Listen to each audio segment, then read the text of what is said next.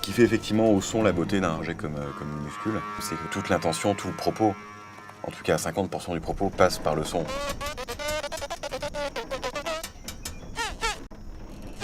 L'absence de dialogue, l'absence de mots compréhensibles par tout le monde, ça va être un peu les gros défis du film pour le son, et surtout de vraiment arriver à franchir ce cap, de laisser des gens devant un film d'1h20, 1h30, sans entendre une seule fois des voix humaines leur parler dans une langue qu'ils connaissent.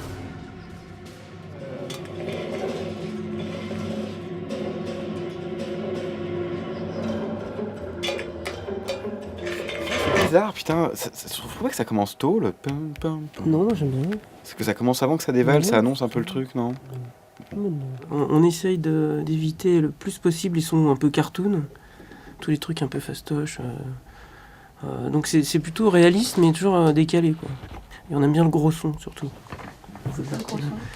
Le gros son, c'est très fort, avec quand il y a un objet qui tombe, il va tomber très lourdement. Quand il y a une explosion, c'est une grosse explosion, c'est pas des petits sons, quoi. C'est des gros sons.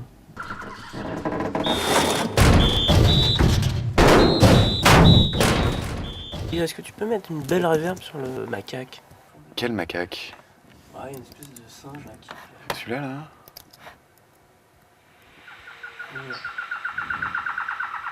C'est pas un macaque? Je sais pas trop ce que c'est. Ah oui, si. La jungle.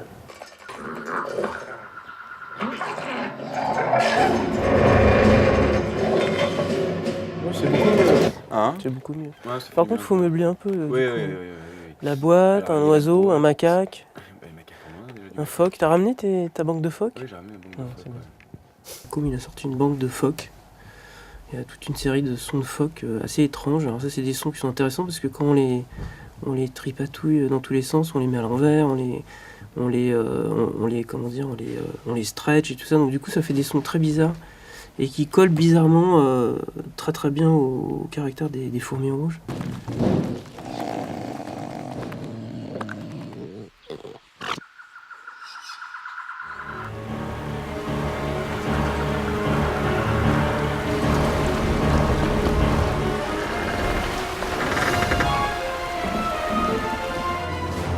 La musique, on l'utilise d'une manière totalement inversée par rapport à la série. C'est-à-dire que dans la série, les épisodes étaient sans musique, il y avait de la musique sur le générique uniquement.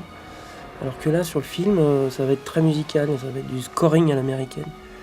Donc la musique va être très présente, avec des thèmes récurrents, ce qu'on appelle des leitmotifs. Donc les fourmis noires ont leur thème, les fourmis rouges ont leur thème, etc. etc. Et on va faire une sorte de Pierre et le loup chez les insectes, quoi.